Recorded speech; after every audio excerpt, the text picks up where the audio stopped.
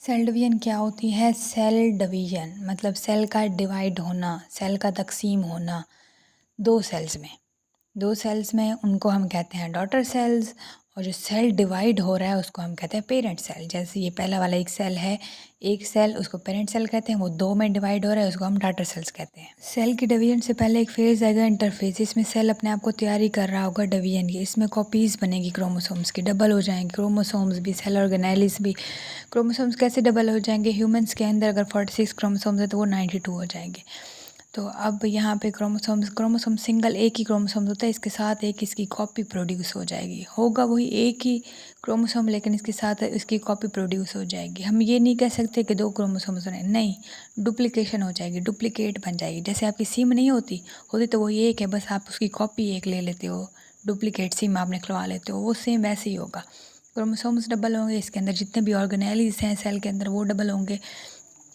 एक और 2 और फेजेस हैं सेल डिवीजन के अंदर, एक है न्यूक्लियर डिवीजन, एक है cytokinesis. Nuclear division nucleus divide करेगा, साइटोकाइनेसिस यानी साइटोप्लाज्म की भी डिवीजन होगी। काइनेसिस मतलब ब्रेक डाउन, साइटोप्लाज्म की भी और न्यूक्लियस की भी डिवीजन होगी इस इंटरफेस के अंदर।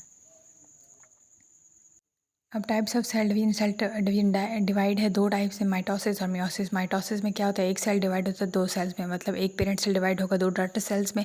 और मियोसिस में क्या होगा, एक पेरेंट सेल डिवाइड करेगा 4 सेल्स में, 4 डॉटर सेल्स में।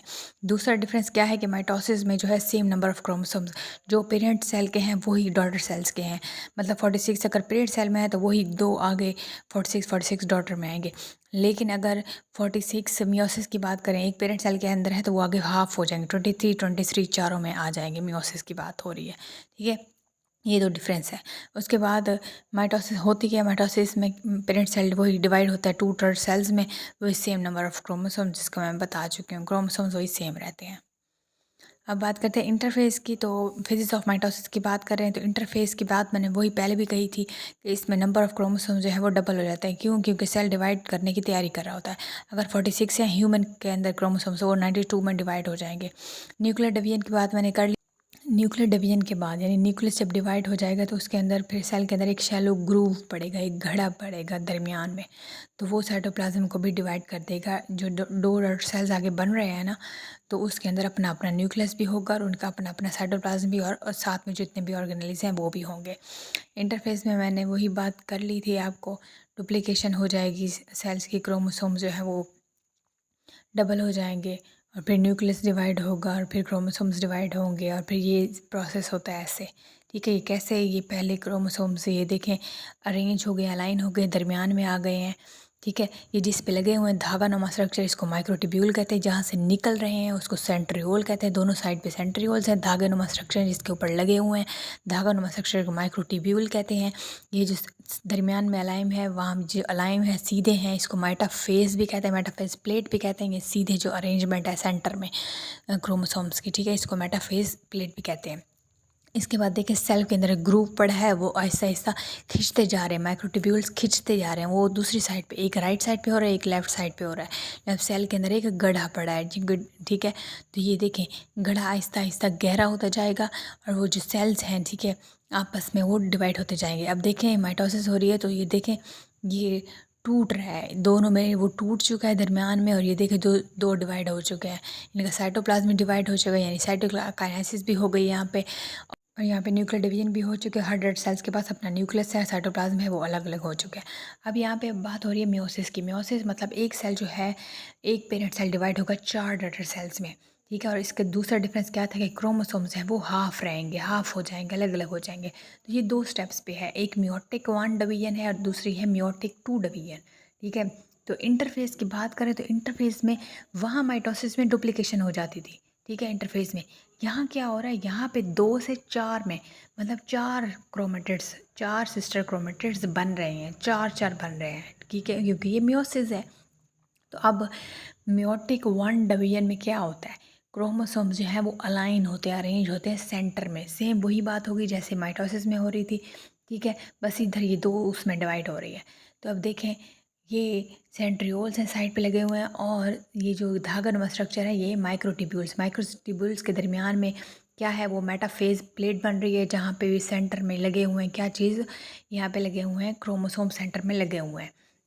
याद रहे क्रोमोसोम्स एक ही है, एक उस साइड पे है एक उस साइड पे, 4 क्रोमोसोम्स हैं और उनकी डुप्लीकेट है, उनके साथ में कॉपी लगी हुई है, ठीक है। वो मेटाफेज दरमियान में बनी हुई है। तो ये अब ये देखें सिस्टर क्रोमोसोम सिर्फ एक ही है और उसके साथ एक डुप्लीकेट है, डुप्लीकेशन है, ठीक है, डुप्लीकेशन यानी उसकी कॉपी है। तो अब ये देखिए मेटाफेज ये सेम वही हो रहा है, वहाँ पे सिर्फ 2 थे जो अलग अलग हो गए थे, यहाँ पे 4 हैं, इनको अलग अलग करना है हमने। ये जब इसके अंदर ग्रुप बनेगी तो ये कैसे ये फिर ये अलग हो जाएगा। अच्छा ये जब अलग होगा ना तो इसके ऊपर एंजाइम आएगा, एंजाइम आके इसको तोड़ेगा न्यूक्लियर, ये जो मेम्ब्रेन है ना पूरी। अब ये जो राइट साइड पर लेफ्ट साइड पे है ना दोनों, ये दोनों डिवाइड होंगे, दोनों इसके अंदर क्रोमोसोम्स भी, इनका अंदर साइटोप्लाज्म, ये सारे और के अंदर ऑर्गेनेल्स भी, ये डिवाइड हो जाएंगे सारे, ये अलग अलग हो जाएंगे। ये एक है ना, ये देखें 2 में, और फिर दूसरे जो है वो भी 2 में डिवाइड हो जाएगा।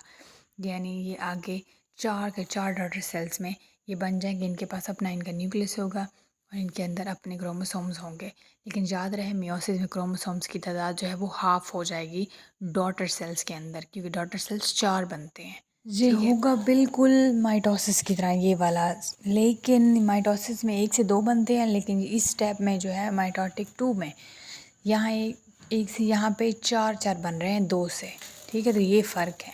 मियोसिस होती क्या है, ऐसा प्रोसेस जिसमें पेरेंट सेल डिवाइड होगा 2 बार, ठीक है, यही जो पीछे अभी डिवाइड हुआ है, और 4 डॉटर सेल्स में ये तकसीम हो जाएगा और इसके अंदर जो क्रोमोसोम्स हैं वो भी हाफ़ हो जाएंगे। तो half number of chromosomes as compare to parent cell. Parent cell में हाफ़ नहीं होंगे, 46 ही होंगे, लेकिन इसके अंदर आगे फिर 23 उन चारों डॉटर सेल्स में आ जाएगा। स्टेप्स में मेयोटिक 1 में रिडक्शन हो जाएगी, क्रोमोसोम्स हाफ़ हो जाएंगे। मेयोटिक 2 में जो है वो माइटोसिस की तरह ही होगा, बस फ़र्क वही डॉटर सेल्स का है, उसमें 4 बनेंगे। अब बात करेंगे डिफरेंस माइटोसिस और मियोसिस का। इंपॉर्टेंट है, माइटोसिस के टी से याद रखिएगा, 2 डॉटर सेल्स बनते हैं माइटोसिस में, और मियोसिस में 4 डॉटर सेल्स बनते हैं। नंबर ऑफ क्रोमोसोम्स वही के वही रहते हैं माइटोसिस में, यानी 46 हैं तो आगे ही 46 होंगे, और नंबर ऑफ क्रोमोसोम्स हाफ हो जाएंगे मियोसिस में, यानी 46 हैं तो आगे 23 बन जाएंगे। माइटोसिस सोमैटिक सेल्स में होगी, सोमैटिक मतलब बॉडी के जितने सेल्स हैं उसमें माइटोसिस होगी। मियोसिस हमारी गैमीट्स यानी हमारी जर्म सेल्स, फीमेल के अंदर एग सेल्स होंगे, और जो फीमेल है उसके अंदर स्पर्म सेल्स होंगे। तो इनके अंदर हमारी कौन सी होगी, इनके अंदर मियोसिस डिवीजन हो रही होगी गैमीट्स के अंदर, ठीक है।